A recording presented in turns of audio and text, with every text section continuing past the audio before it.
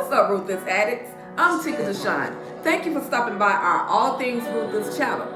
Today, we're going to discuss episode 2 of Ruthless. Thank you so much for stopping by. You could definitely be doing something other than this. So thank you once again for stopping by. Okay, so in episode 2, we're introduced to Malcolm, Sarah, the Highest, Sheriff Conley, William, which is also known as the boy in the box. Outsiders want to steal our spirit and our hope, then smoke until they broken. All we know is ruthless, rage in between the teeth. The malice is the toothpick. Truth is, they got me running to the coast. I'm seeing all the colors. We the color of assault. This a boat, and we ain't finna let you inside. So she's staggering and struggling trying to get out of the trailer. And once she makes it outside the trailer, the rest of the Rockadushi members start scattering like little roaches. Like, oh, we better get out of here. This is something that we were supposed to be seeing. So the next thing you know, then to the death of me, the very last breath of me. The recipe is weaponry, I'm cooking for my enemies. Better taste good, don't it? Rep for this hood, own it. Moving at the speed of need, baby, we supersonic. But now you gotta show me that you want it. So drop to your knees, baby, show me how you really want it. And tell me that it's us and my opponents. Sundown, gunned down by the court. It's manipulation that the Highest does to get people, basically, from what I'm seeing, to get people to stay at the Rockadushi compound. He makes them feel loved and, you know, that whole manipulation thing, okay? So then, don't you ever try to move me. You best salute me. It's in the bloodstream. We're feeling like a douche. The compound, the lessons, the lies, the deception, the FBI's weapons, the punishment, tell the me a little bit tension. more about and this I just case. want to free you from the slave shit. See me in the roles, you gotta see me in the slave shit. Face it. Your jealousy is cooking, I can taste it. So murder is the case that we're facing. He even goes further to say that we have another undercover there that has been missing. So nobody really knows who the other undercover is, and at this point they're missing. So at some point we'll see whether or not that second undercover is exposed. All right, so then once Brian is done talking to Mac, he decides, okay, I want in. Let's start with something easy, like me going and talking to the sheriff, and maybe they can get me in and I can pose as one of their sheriffs, and then we go from there. And so that's what they agree upon. And Mac, in his little sarcastic way, you better call in. But Brian is like, okay, yeah, I'm gonna call her, I'm gonna let her know. But as we already know, Lynn's not answering her phone because she's at the Rockadushi compound, laid out high as a kite.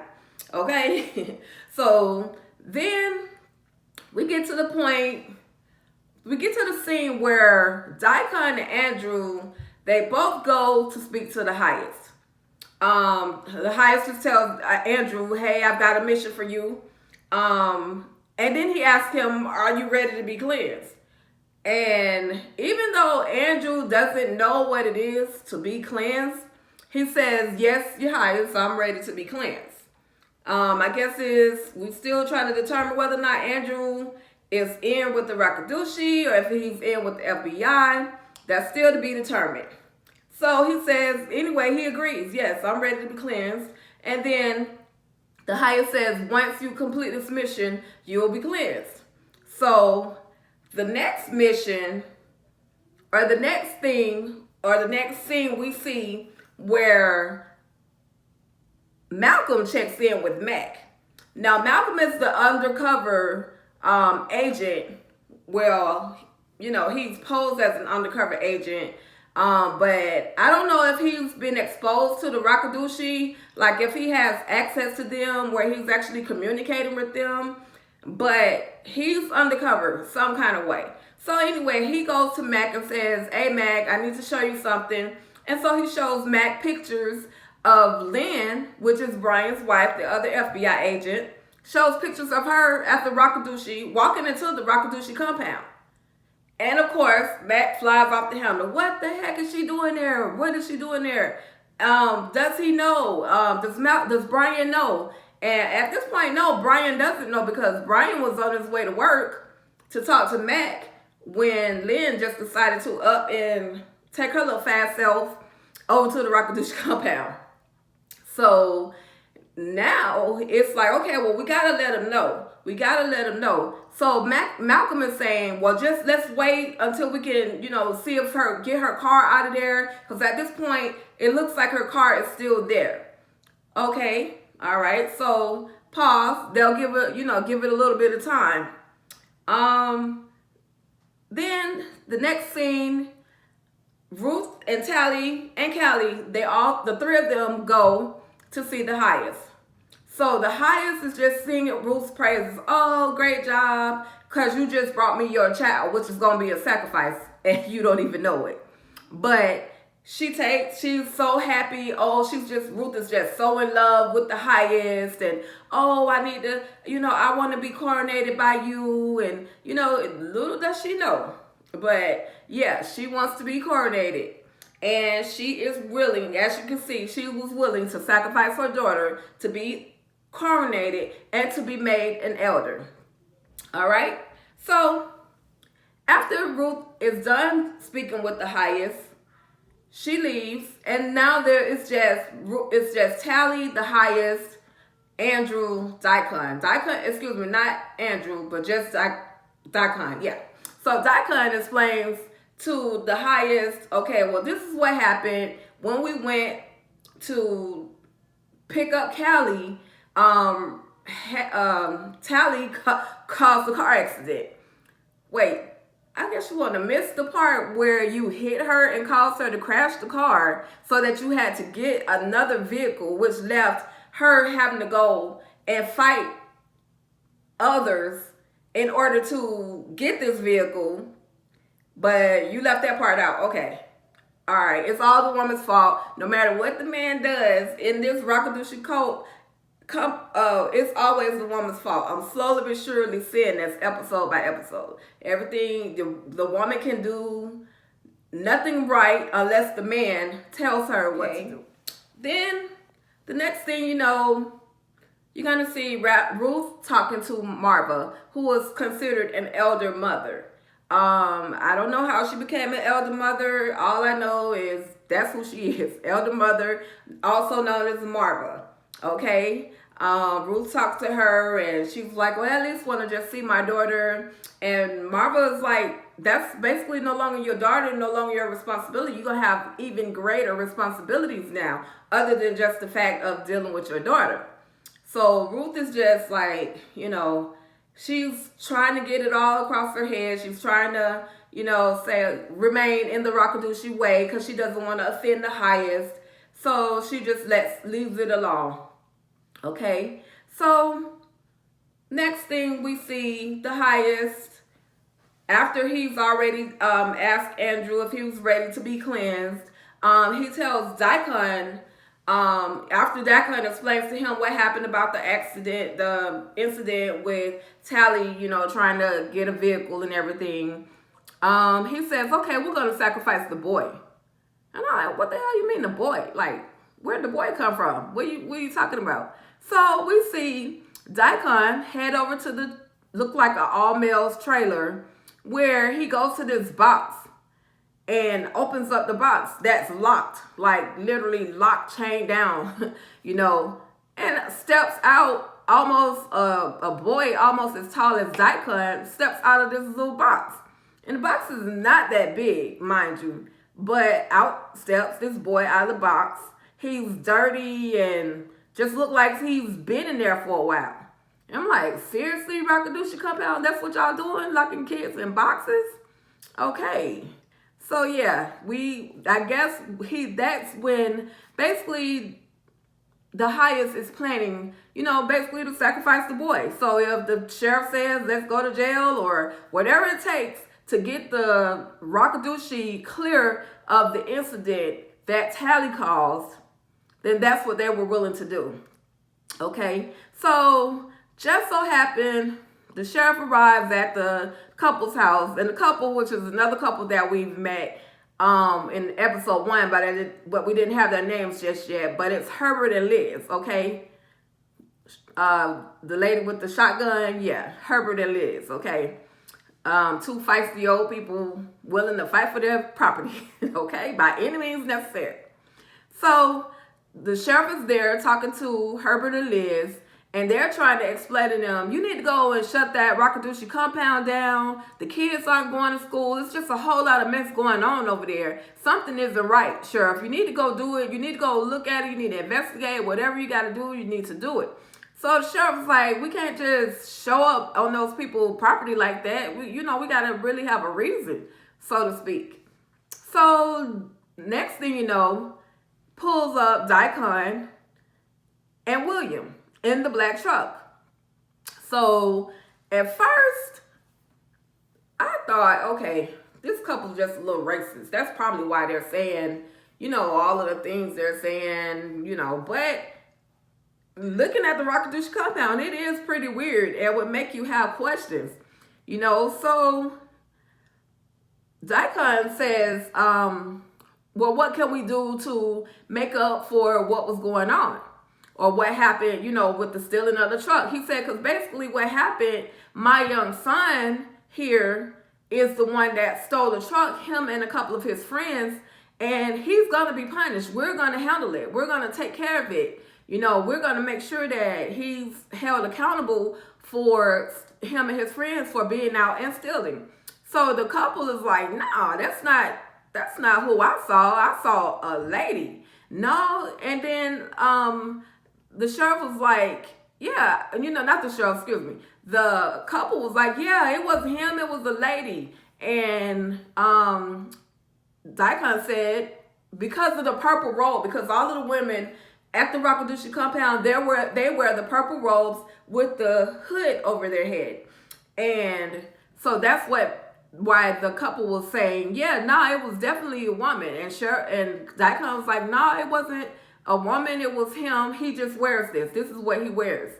So the sheriff said, okay, all right, so what can we do, to clear up this situation? So the sheriff agrees and says, but I want one other thing. I want to come and visit the Rockadoochie compound. At this point, Daikon is looking at him like, what do you want to do that for? But in order to get out of this situation, Daikon go ahead and agrees with the sheriff that, he can come and he can come visit the compound. Okay, so that's just what it is. Sheriff will be coming tomorrow to visit the Rockadoochie compound. So now we're back at the office, the FBI office. Sarah arrives, but first Malcolm is in talking with Mac. He's still letting know about that situation. He comes back in and says her car has left, or there's no sign of her car at the Rockadoochie compound, and I don't know where she is.